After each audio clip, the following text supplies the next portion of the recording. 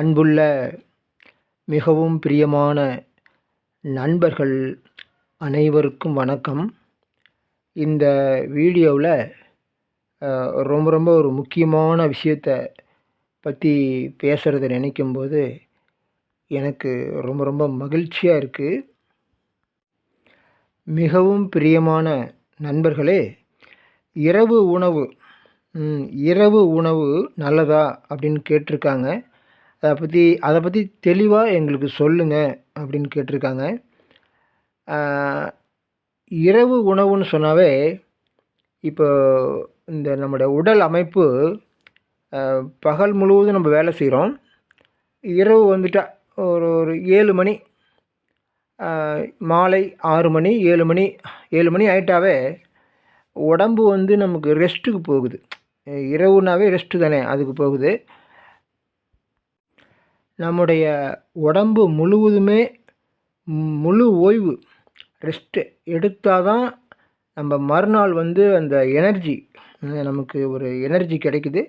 அதை வச்சு தான் நம்ம அடுத்த நாள் ஒரு நம்முடைய வேலைகள் அனைத்தையும் சிறப்பாக செய்ய முடியும். நண்பர்களே, ஆழ்ந்த உறக்கம், சரிங்களா? ஆழ்ந்த உறக்கம் அப்படின்னு சொல்லும்போது நம்முடைய உடம்பு மனசு எல்லாமே, அதாவது கை கால்கள், நம்முடைய வயிறு, மார்பு, கண்கள், காதுகள், வாய், இன்னும் சொல்லப்போனால் மூளை, நம்மளோட மனசு எல்லாமே ஓய்வு எடுக்குது. ஓய்வு எடுக்கணும், அதுதான் ரொம்ப நல்லது. அப்படிங்கும்போது இப்போ உதாரணமாக நம்ம ஃபுல்லாக சாப்பிட்டுட்டு வயிறு நிறைய சாப்பிட்டுக்கிறோம், திருப்தியாக சாப்பிட்டுட்டு உடனே அப்படியே உண்ட மயக்கம் அப்படியே தூங்கிடும்னு வச்சுங்களேன். என்ன ஆகும் சொல்லுங்கள் பார்ப்போம்? அங்கே தூக்கமும் நடைபெறாது, புரியுது உங்களுக்கு? ஓய்வும் எடுக்காது, அது ஓய்வு எடுக்க முடியாது. இந்த உறக்கங்கிறதும் சரியாக அமையாது. அதே மாதிரி நம்ம சாப்பிட்ட சாப்பாடும் செரிமானமும் நடக்காது. சொல்கிறது உங்களுக்கு புரியுதா? தூக்கமும் சரியாகவே இருக்காது. இந்த உறக்கத்தினால் வரக்கூடிய அந்த எனர்ஜி அதுவும் கிடைக்காது, தூங்குன மாதிரியே இருக்காது. அதே மாதிரி நம்ம சாப்பிட்ட சாப்பாடு அப்படியே இருக்கும். அப்படியே இருக்கும்போது என்ன ஆகுது, ஒரு 8 மணி நேரம், உதாரணமாக 8 மணி நேரம், ஒரு 10 மணி நேரம் அப்படியே இருக்குன்னு வச்சுக்குவோம். அப்படியே இருக்கும்போது அந்த சாப்பாடு என்ன ஆகுதுனாக்கா புளிச்சு போய் அப்படியே கெட்டு போயிடும். கெட்டு போயிட்டு நம்ம உடம்புல போய்ட்டு அது கலக்குது, ஒரு பாய்சன் மாதிரி. அதை நம்ம கெட்ட கொழுப்புன்னு சொல்கிறாங்க. அந்த எனர்ஜி, அந்த சாப்பாடு இதாகாமல் இருக்கிறது ஒரு கெட்ட கொழுப்பு. நான் என்ன சொல்கிறேன்னா, ஒரு பாய்சனாகவே மாறுது. நம்ம உடம்புல போய் கலக்கும்போது ஒரு பாய்சனாக மாறுது இந்த உணவு. அதே மாதிரி நம்ம உறக்கமும் சரியாக நடக்காதனால தூங்குன மாதிரியே இருக்காது, தூங்குன ஒரு எனர்ஜி கிடைக்காது. அதனால் நமக்கு எனர்ஜி இல்லாதனால நம்மளால் அடுத்த நாள் வேலைகளை நம்ம சரியாக செய்யவே முடியாது. ஒரு ஷார்ப்பாக நம்ம இருக்க மாட்டோம், ஒரு பவர்ஃபுல்லாக நம்ம இருக்க மாட்டோம். நண்பர்களே, இந்த இடத்துல என்னுடைய அனுபவத்தை நான் சொன்னதான் உங்களுக்கு 100க்கு 100 தெளிவாக புரியும். அதாவது எனக்கு வயசு 59.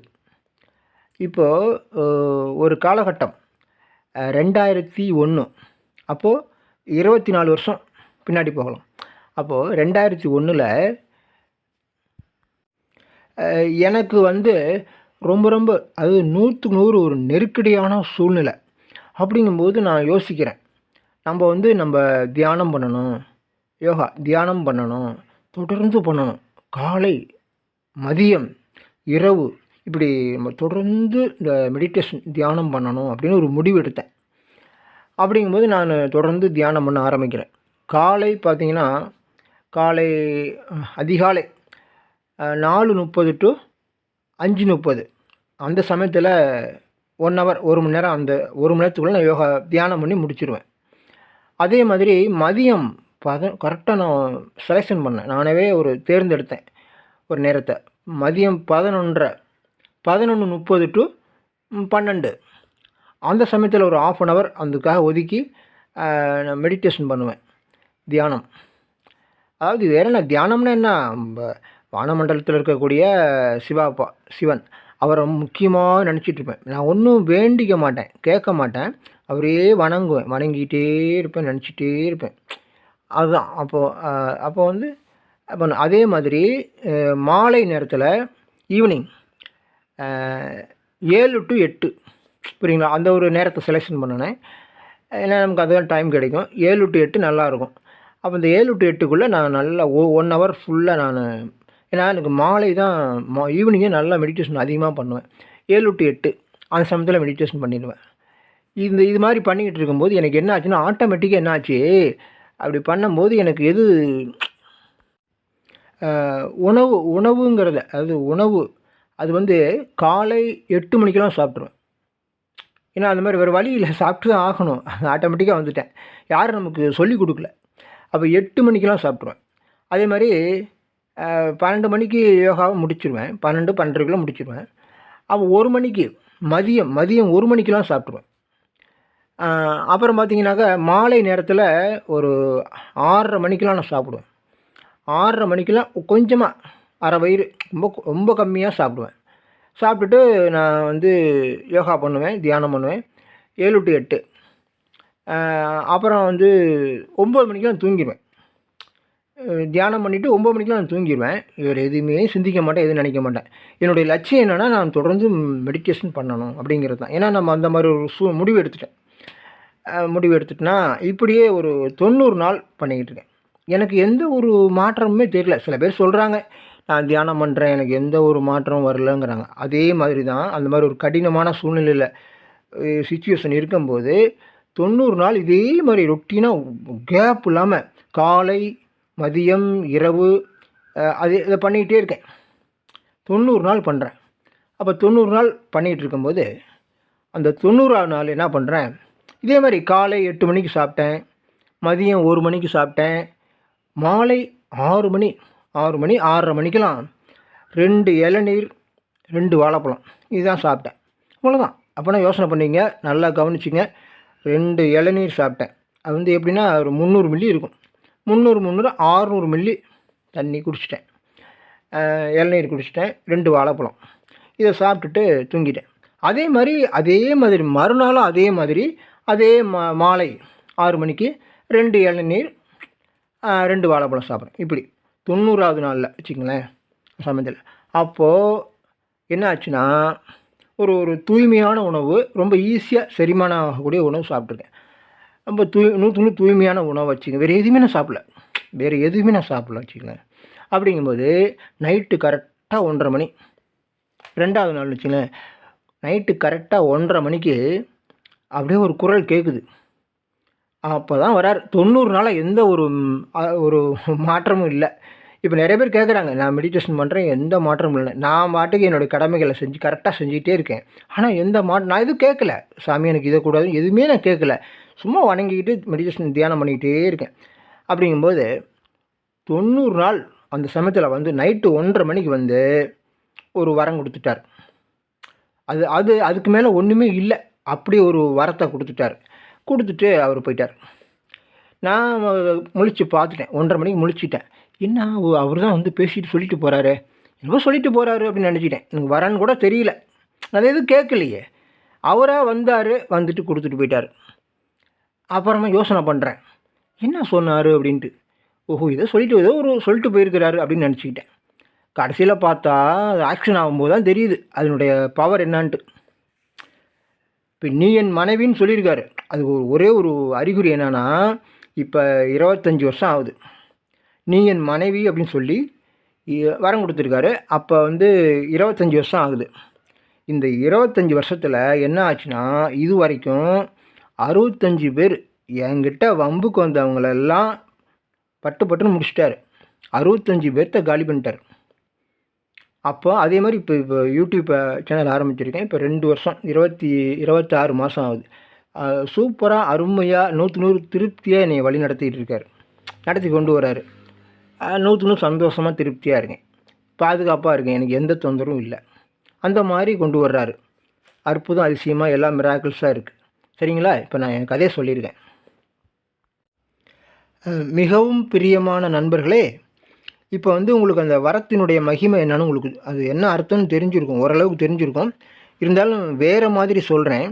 அதுக்கப்புறம் இந்த வரம் கொடுத்ததுக்கப்புறம் ஒரு சமயத்தில் நான் கேட்குறேன், அதாவது அப்பா எனக்கு வந்து நீங்கள் ஒன்றுமே கொடுக்கலையே சாமி, எனக்கு வந்து நீங்கள் ஒன்றுமே கொடுக்கலையே, ஏன் அப்படின்னு கேட்டேன். எனக்கு ஒன்றுமே கொடுக்கலையே நீங்கள் அப்படின்னு கேட்டேன். ஏன்டா என்னையே கொடுத்துருக்கேன், உனக்கு இன்னும் என்னடா வேணும் அப்படின்னாரு. பட்டுன்னு கேட்டார். ஏன்னா அவர் வரம் கொடுத்துருக்கார், மனைவி நீ நீ என் மனைவி அப்படின்னு வரம் கொடுத்துருக்கார். அப்படிங்கும்போது நான் கேட்குறேன், எனக்கு ஒன்றுமே நீங்கள் கொடுக்கலையே சாமி அப்படின்னு. ஏன்டா என்னையே கொடுத்துருக்கேன், உனக்கு இன்னும் என்னடா வேணும்னு கேட்டார். இப்போ உங்களுக்கு நல்லா புரிஞ்சிருக்குன்னு நினைக்கிறேன்.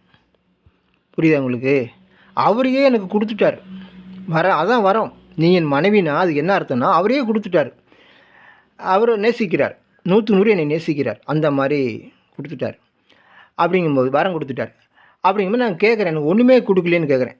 இப்போ கூட நிறைய பேர் சொல்கிறாங்க, சிவன் வந்து எனக்கு ஹெல்ப்பே பண்ண மாட்டுறாரு, எனக்கு உதவி செய்ய மாட்டுறாரு, எனக்கு எந்த உதவியும் ஹெல்ப் பண்ணவே மாட்டேங்கிறாரு அப்படின்னு. நானும் தான் கேட்டேன், எனக்கு ஒன்றுமே நீங்கள் கொடுக்கலையே சாமி அப்படின்னு.